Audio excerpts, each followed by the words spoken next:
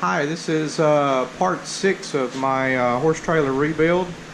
The ramp is finished, sitting here.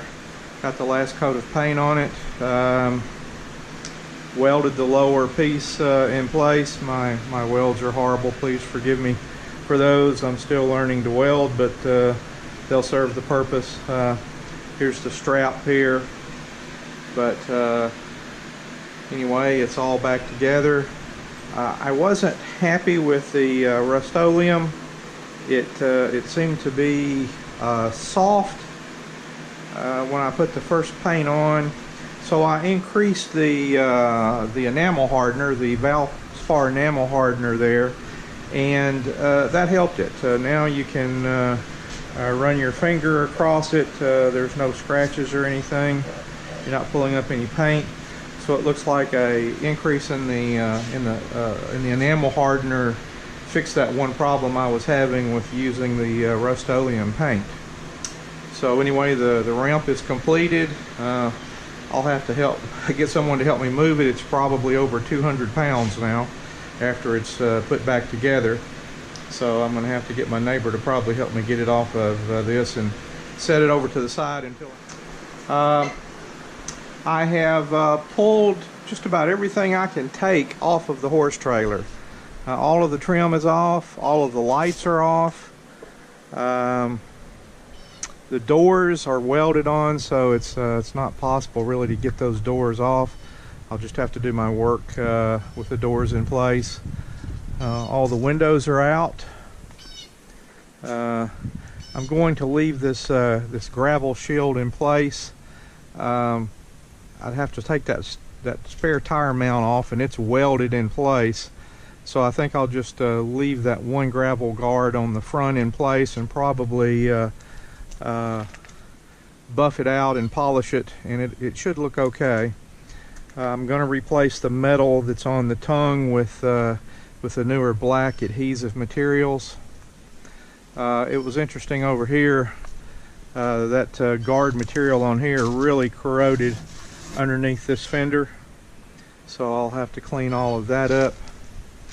Also, I noticed when I was taking everything apart, if you see this mat removed here, it's located up here, and I noticed there was some corrosion, so I pulled it up, and as you can see, there's quite a bit of corrosion. There's a hole there, so I'm going to have to clean all of this up, and I'll probably take some 22 gauge steel and make some new pieces and mount on top of this and rivet those in place, seal it in place good, and then that mat is reusable. Then I pulled out, I'll put good sealer all the way around it and seal it in place. So I should have a good product after I do that. I started working on cleaning up the trim. I'll show you that. Here's some of the trim pieces I've cleaned up. This is a before, and this is an after.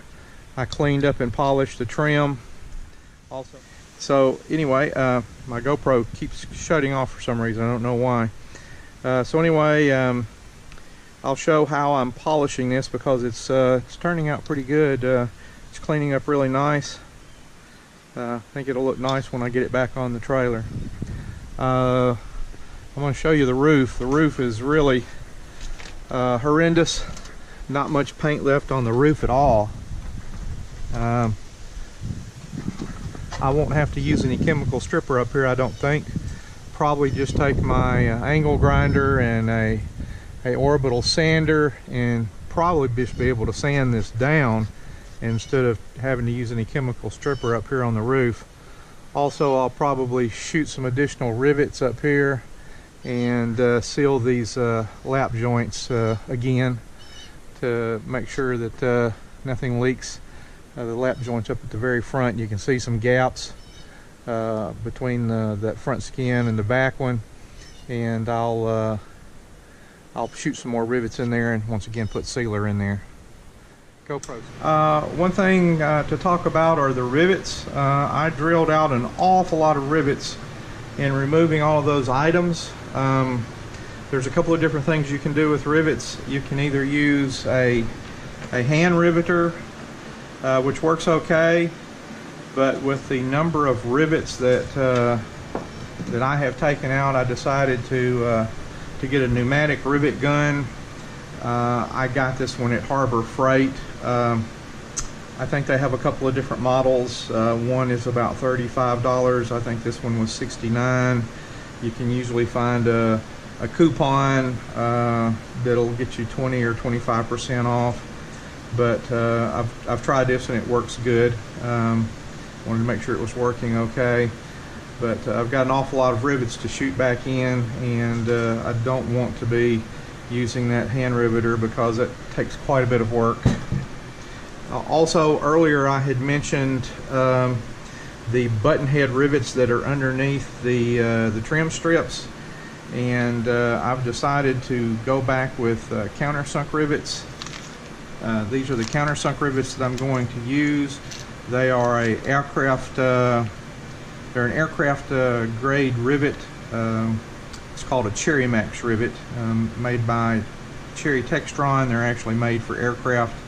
I have an aerospace background, so I know about these. The part on this is a CR3214, which is if you can see the countersink on there, it's a shallow-headed countersink because that metal is not very thick. So the heads are very shallow in their countersink. Also, on eBay, I purchased what's known as a micro stop drill stop. It has different heads that go up here. This particular one is for that size rivet, and you can adjust this so you just place this on your material, and this goes into the hole, and you turn on your drill motor and you go down, and it'll countersink the hole exactly where it needs to be each time. Once again, this is an aerospace product. They're kind of expensive, but you can usually find them on eBay a lot cheaper than what they normally cost brand new. I think I got this one plus all of these different countersink heads, I think, for about $40 on eBay. And of course they make different heads for the different size holes that you countersink. These are the rivets I'm going to use. These are the large head rivets here that are used on the mats, and they're also used on the ends where the decorative caps go on the trim strips. And these are just the normal aluminum pop rivets that I removed. I'm going to demonstrate how I've been polishing this chrome, cleaning it up. What I'm using is I'm starting off with a 3M Auto Advanced scuffing and sanding sponge. I go over the trim with that first, and then I'm using a 3M Auto Advanced 3000 grit pad to go over it the second time. And then I'm taking just some old turtle wax chrome polish. You can use other materials. This is just something I had sitting around. Putting that on there, polishing it with that, and then I'm taking my my high-speed air drill. I purchased some of these cylindrical buffs at Harbor Freight, and I am buffing it out with this wheel as the final item. Anyway, I'm going to do this, just do one side of this and show you what I get when I do it. You'll probably hear my compressor turn on here in a few seconds, so I'm just going to do this work. Oh, I'm just taking some water. I'm using water with just a little bit of soap detergent in it as a sanding medium.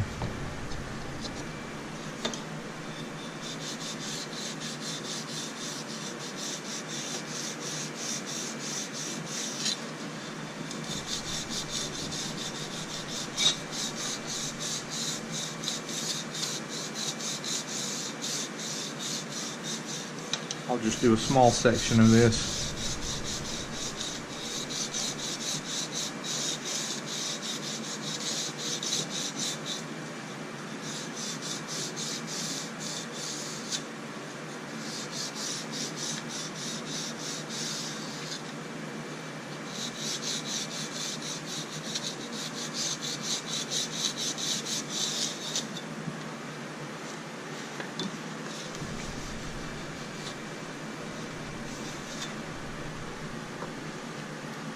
You can already see a difference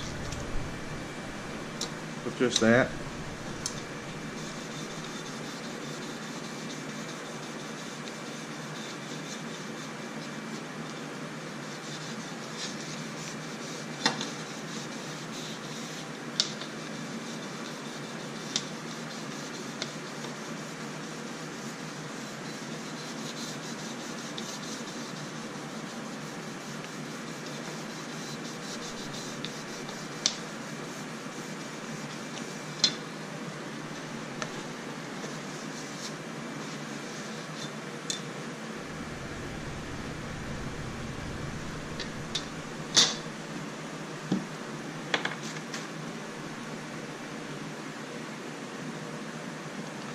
This picks up a lot of oxidation. I'll show you after I go over it a little bit with this rag.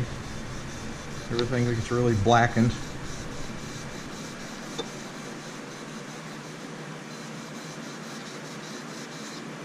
See?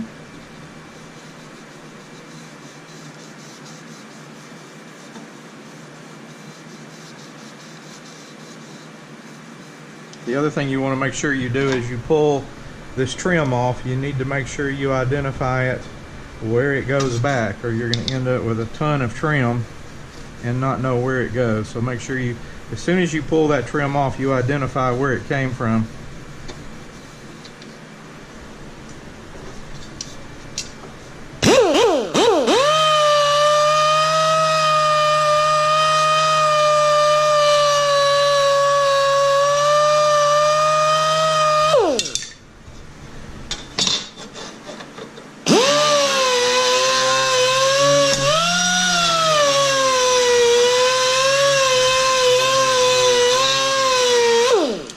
Just to let you know, I'm running this angle drill at about 50 psi.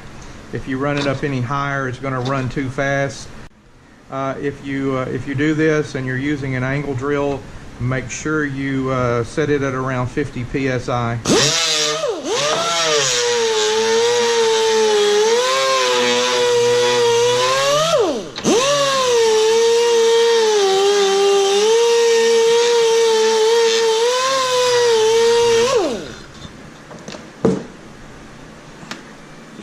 And wipe that off.